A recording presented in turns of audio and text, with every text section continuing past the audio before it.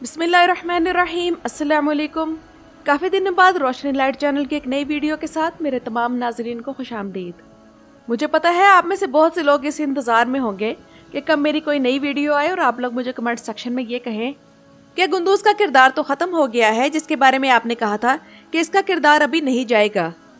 तो नाज़रीन इकराम, मैं यहाँ यही कहना चाहूँगी कि महमद बोज़दैग ने तारीख के उस हिस्से को अपने ड्रामे में शामिल किया है जिसके मुताबिक गुंदूज़ बे एनागोल जंग के दौरान शहीद हुए थे।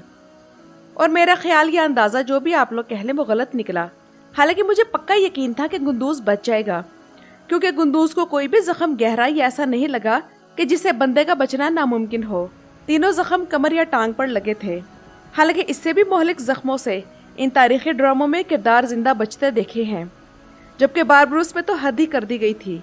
यानी कि पहले इलियास को इतना जख्मी करवाया गया और फिर अगली ही किस्त में उससे एक खूनी फाइट भी करवाई गई।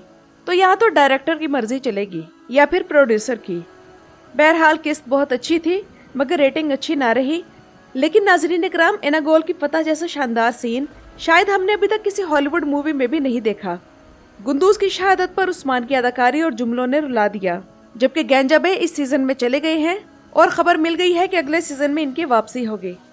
और नाज़रीन इकराम, आप में से कितने लोग जानते हैं कि एनागोल की फतह के मौके पर जिस शख्स ने सूरतुल फतह की तिलावत की थी वो कुर्रश उस्मान के हीरो बुराक ओज़्जवेद का उस्ताद है, जिन्होंने उसे अरबी पढ़ना और बोलना सिखाई और इनका कुरान का तलफ़्फ़ुज़ भी दुरुस्त करवाया।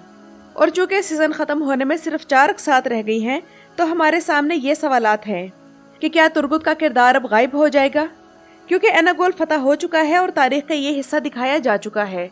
लेकिन महमद बोज़दैग क्या तुर्गुत को अगले सीजन में भी रखेंगे? नंबर 2, क्या सुल्तान मसूद की वापसी होगी? और ये कि क्या महमद बोज़दैग अब कुर्रश उस्मान में अलग रियासत का ऐलान करवाएंगे या नहीं, क्योंकि ये ऐलान बहुत पहले हो जाना चाहिए था और पहले ही काफ़ी देर हो चुकी है।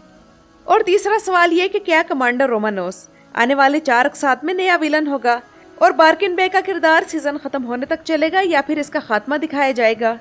और इसके साथ साथ सबसे अहम सवाल यह है कि क्या बाला खातून का किरदार खत्म होने जा रहा है? तो नाज़रीन इकराम, जहाँ तक तुर्गुत के किरदार की बात है तो तारीख में तुर्गुत सिर्फ एनागोल की फतह तक महदूद नहीं रहा था, बल्कि उसके बाद उन्होंने अब्दुल्ला गाजी कोसिस और ओरहान के साथ कई मुहिमात में शिरकत की थी। लेकिन मुझे ऐसा मालूम होता है कि ये किरदार सिर्फ सीजन 3 में परफॉर्म करेगा, क्योंकि तुर्गुत का किरदार अदा करने वाला अदाकार तुर्की का मशहूर अदाकार है और मशहूर अदाकारों की कोशिश होती है कि इन्हें थोड़ी मुद्दत के रोल मिले ताकि वो मुख्तलिफ ड्रामों में मुख्तलिफ किरदारों के साथ नजर आएं। अब या तो इन्हें एंगन आल्तान या बुराक ओज़्जवेद जितनी इनकम मिले ताकि इन्हें फिक्र ना हो, वरना फिर वो इसी तरह ड्रामा छोड़ देते हैं जैसे मारी या गोकतुक ने छोड़ा। इसलिए मुझे यही लगता है कि तुर्गुत का किरदार अगले सीजन में नजर नहीं आ सकेगा और इसे स्क्रीन से इस तरह गायब किया जाएगा कि उस्मान बे एनागोल किले की जिम्मेदारी तुर्गुत के हवाले कर देंगे और एनागोल किला और इसके आसपास के इलाके तुर्गुत की रखवाली में होंगे, जिसकी वजह से वो हमें फिर नजर नहीं आएगा।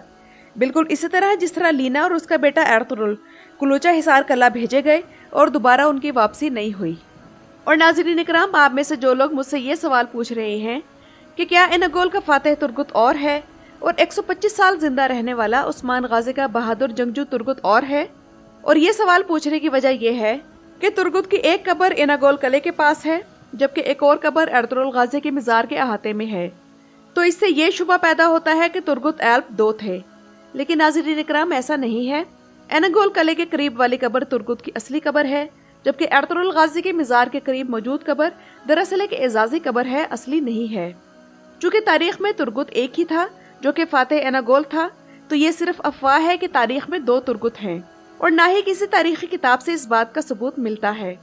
अलबत्ता ये शक इसलिए भी पैदा होता है कि पहले कुर्रश उस्मान जिक नामी ड्रामा जो कि तुर्की में 1998 में रिलीज हुआ था, इसमें तुर्गुत उस्मान बे की ही उम्र का एक शख्स दिखाया गया है। और अब महमद बोज़दैग ने भी दिरुल-ए एर्तुगरुल में एक और तुर्गुत दिखाया जो कि एर्तुगरुल बे का दोस्त होता है, और दूसरा तुर्गुत अलग है जो कि कुर्रश उस्मान में दिखाया गया जो कि उस्मान बे का हम उम्र होता है। तो इसलिए मैं आपको कहती हूँ कि तारीख इन ड्रामों से ना सीखें, वरना आप लोग फिक्शन को रियलिटी के साथ कंफ्यूज कर देंगे और ऐसी बातों पर यकीन करने लगेंगे जिनका तारीख में कोई वजूद ही नहीं। और अगर हम सुल्तान मसूद की बात करें तो एनागोल की फतह के बाद ये बड़ा अच्छा मौका है कि महमद बोज़दैग अलग रियासत का ऐलान करवा दे, लेकिन अभी तक भी ऐसे कोई आसार नहीं है और मौजूदा हालात देखकर यूँ लगता है कि महमद बोज़दैग का इरादा है کہ रियासत का क़याम सीज़न 4 में करवाया जाए। लेकिन ये बात समझ से बाहर है कि दारुल एर्तुगरुल में एर्तुगरुल गाजी से लेकर उस्मान गाजी के एनागोल फतह करने तक बार बार हम रियासत का क़याम के अल्फाज सुन रहे हैं, जो कि पहले एर्तुगरुल और फिर उस्मान का भी ख्वाब है।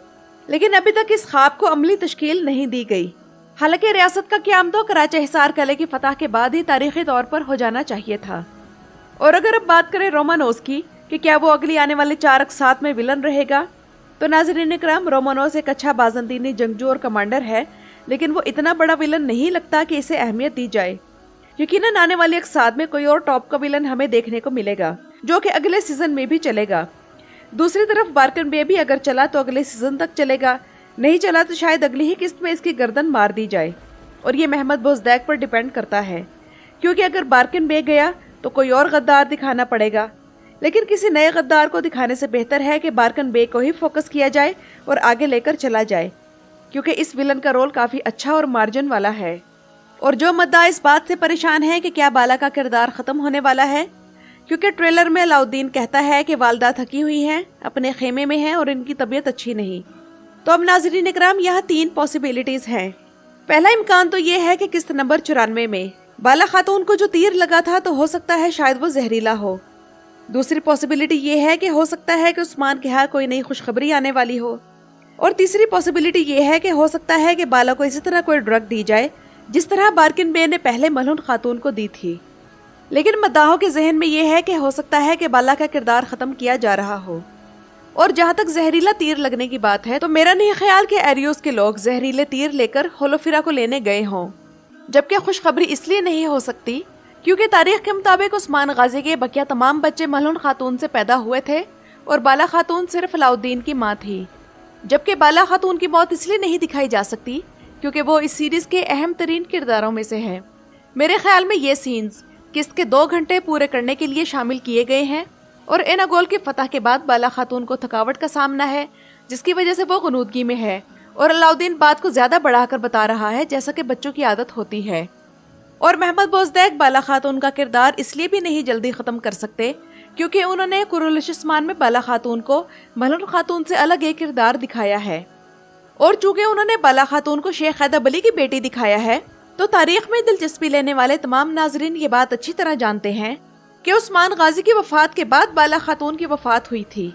और इस हिसाब से देखा जाए तो अभी बाला खातून की वफ़ात का वक्त आने में काफ़ी साल पड़े हैं।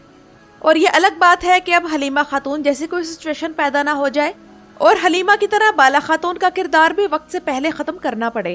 ट्रेलर में जो दूसरे अहम वाक़यात हैं उनकी तारीख़ी अहमियत क्या है, इस बारे में इंशाल्लाह अगली वीडियो में बात होगी। मेरी इस वीडियो के बारे में अपनी राय का इजहार कमेंट्स में ज़रूर कीजिएगा। मेरा चैनल विज़िट करने का शुक्रिया।